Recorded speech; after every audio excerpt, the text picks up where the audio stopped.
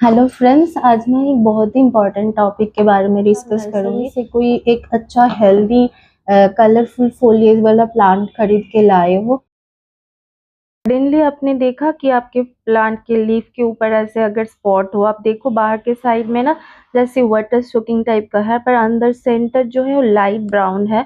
और देखने के बाद ही लगेगा पता नहीं ये फंगल और बैक्टीरियल इन्फेक्शन है। बट मैंने ना बैक साइड देखा, बैक साइड में कोई वाइट स्पॉट भी नहीं था या कोई माइट का जो अटैक होता है वो भी नहीं था, बिल्कुल ही क्लीन था।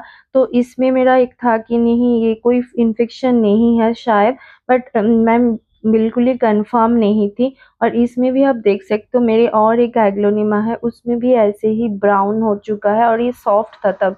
इसके बाद मैं रीजन और बाकी सब मैं आपके साथ शेयर करूंगी। और जो बॉर्डर्स है ना वो भी देखो वाटर सोकिंग टाइप का है, काफी सॉफ्ट है। और इसके बैक साइड में भी कोई इन्फेक्शन का या कोई स्पोर इस दो टाइप तीन का दिन कुछ भी नहीं लगातार था। नोटिस करती रही कि ये स्प्रेड हो रहा है या नहीं।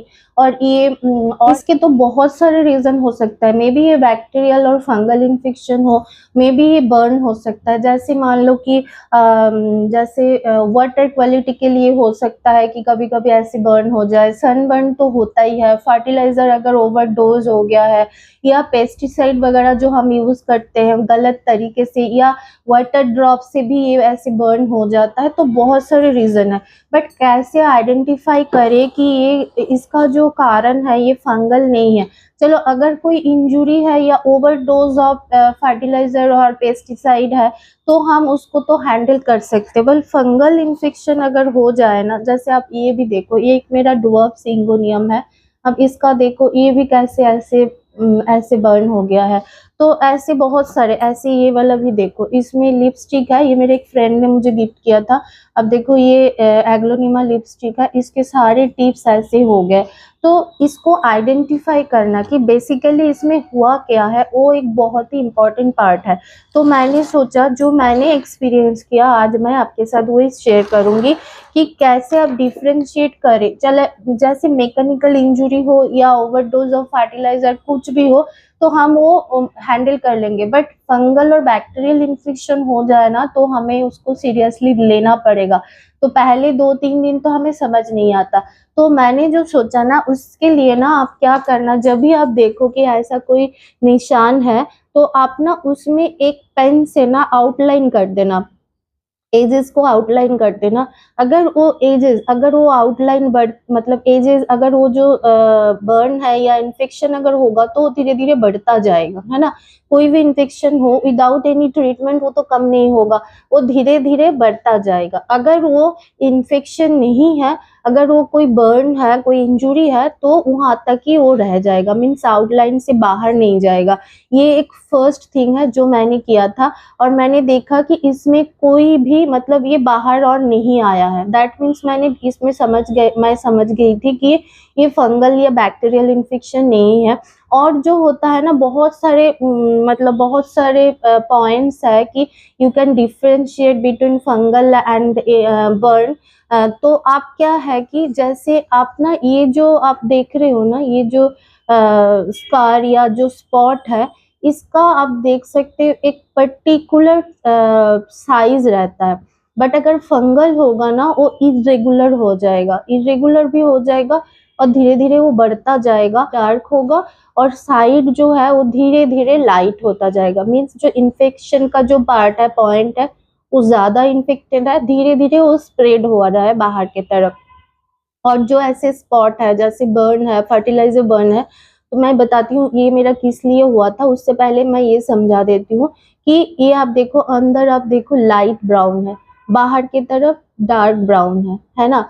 तो इससे भी आप डिफ्रेंशिएट कर सकते हो कि सेंटर्ड अगर आपका डार्क हो, बाहर ब्राउन हो, that means it is fungal और बैक्टीरियल। अगर कोई बर्न, नॉर्मल बर्न है, तो आप देखोगे जो सेंटर है वो लाइट लाइट होता है, साइड का वो ज्यादा डार्क हो जाता है। और एक बात है कि इन्फेक्शन आपको कैसे समझ आएगा, आप पीछे देखना अच्छे से, back side, under side of the leaf आप देखना कि यहाँ पे कोई इन्फेक्शन या कोई माइट और कुछ भी यहाँ पे पेस्ट का अटैक है या नहीं, इसको भी प्रॉपरली देखना है।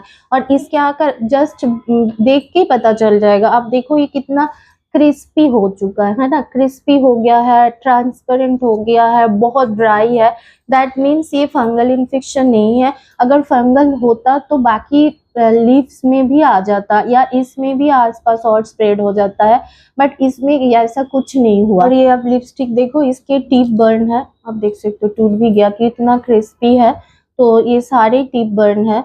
और आप एक चीज देखना कि जब भी ऐसे वाला जो बर्न हो जाता है ना, जो मैकेनिकल इंजुरी होता है या फर्टिलाइजर के लिए सन बर्न होता है, अब देखोगे कि बिल्कुल ही ना एक डार्क एक लाइन रहता है, मतलब ग्रीन पोर्शन या जो हेल्दी पोर्शन और जो बर्न हो गया उसके बीच में ना एक डार्क लाइन रहता है, तो वो भी एक बहुत अच्छा इंडिकेशन है ना।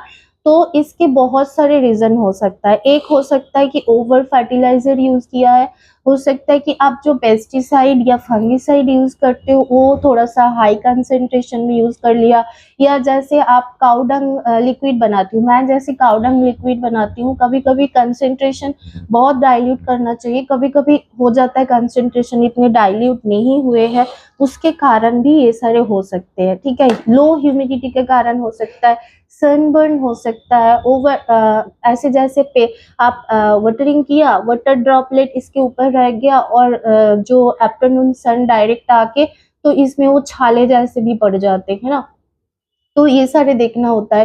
ह्यूमिडिटी देखना होता है, ओवर वाटरिंग अंडर वाटरिंग से भी ऐसे प्रॉब्लम हो सकता है। तो ये आपको अभी डिसाइड करना है। जो मेरा जो हुआ था, मैं ना उस दिन जिस दिन ये हुआ उससे एक दिन पहले मैंने काउडंग का जो लिक्विड बनाती हूँ ना, उसका मैंने थोड़ा सा, कभी कभी हो जाता है कि आप डाइल्यूट किया, थोड़ा थोड़ा कम ज्यादा हो गया, उस दिन मुझे लग भी रहा था कि मेरा मैंने ज्यादा डाइल्यूट नहीं किया है। उसके बाद ही मैंने देखा इस तीनों प्लांट में ये हाल है। नेक्स्ट टू नेक्स्ट डे मेरा ऐसे बर्न हो गया था, टिप बर्न भी हुआ था, आप ये देखो, इसका भी हुआ था, इसमें सब में, इसमें भी हुआ, ये तीनों में हुआ। बाकी जो 2-3 प्लांट था, मतलब कोई कोई सह लेता है, कोई कोई प्लांट टॉलरेट नहीं कर पाता, तो इनको बिल्कुल ही ये टॉलरेट नहीं कर पाए। तो मेरा तो एक ये रीजन रह सकता है।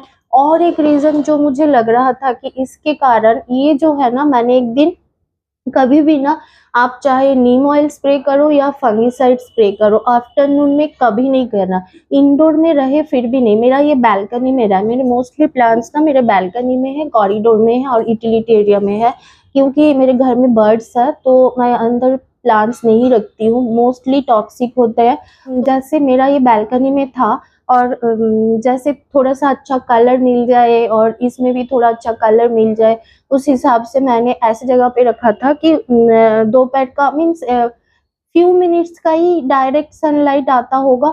और उस दिन ना मैंने फंगिसाइड भी स्प्रे किया था, कि फंगिसाइड का जो आफ्टरनून में किया था कभी नहीं करना चाहिए, तो आफ्टरनून में किया था, उसका ड्रॉपलेट्स रह गया था, तो इसके कारण ये भी एक हो सकता है। अच्छा, इसके बाद जो कभी कभी होता है ना, हमारा जो येलो हो जाता है, ये देखो अब, ये है ओल्ड लिव्स, ये भी मेरा एक एग्लोनिमा है, आप देखो कितना सुंदर है, और ये ओल्ड लीफ है, तो इसका तो धीरे धीरे ऐसे भी इसको नेचुरली भी गिरना है, इसमें कोई प्रॉब्लम नहीं आई। एक ये वाला आप देखो बर्न, इसका जो हुआ है, इसको मैंने ना एक्चुअली ये सारे रिमूव नहीं किया है, कि आपके साथ शेयर करना था मुझे। ये आप देखो, इसमें किस लिए हुआ, इसमें ना अंडर वाटरिंग कर दिया है, आप देखो इसमें ऐसे, ये ऐसे हो गया डिहाइड्रेटेड।